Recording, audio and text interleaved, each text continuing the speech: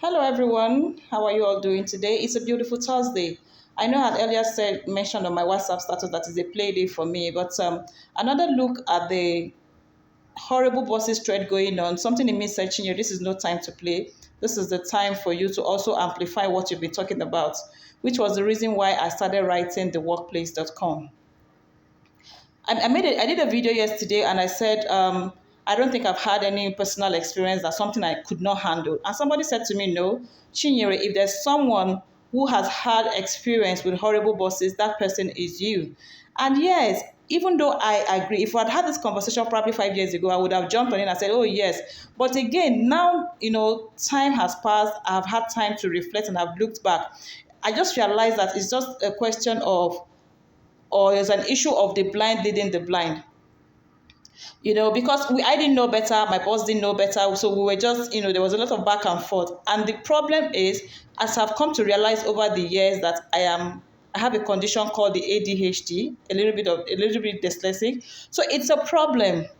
So I was frustrated, my boss was frustrated, and so sometimes most of the issues that people are relating to horrible bosses because there's a communication problem, which is why if you look at my write-up when I started the workplace.com, I started about how people go through psychological issue. People are damaged just because they left home to go work and they come back a damaged person. But if you look towards the end, you see I started writing about the need for psychologists at workplace. If I had a psychologist come in when I was in that place, the person would have understood better that, okay, there's a problem.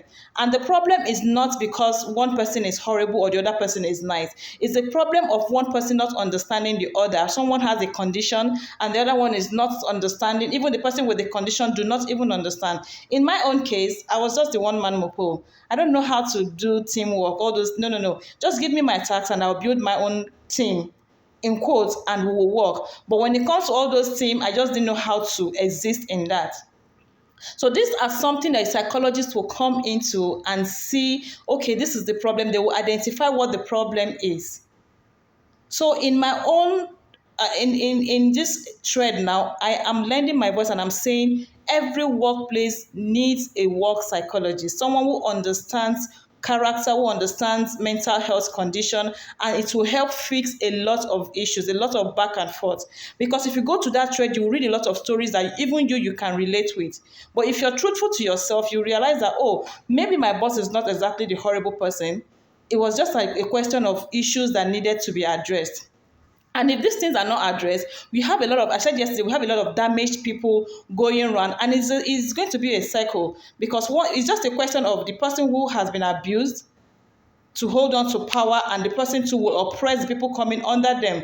It's a cycle. I went through that, so somebody else too should suffer that. It's going to be a cycle. So I am lending my voice to this horrible trade by saying, if a company can afford it, even if you can't afford a psychologist as a full-time staff, please have them come in quarterly and do a mental check so they can help prescribe a pattern on how to relate with one another.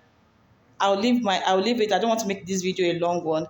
Let there be let's have a psychologist come in, analyze the situation, and they will prescribe what and how the workflow should go. So there will be a good communication flow, a good working system, and a happy workplace. I'll leave you with that. My name is Chinyere Susan Madragu. Thank you for listening.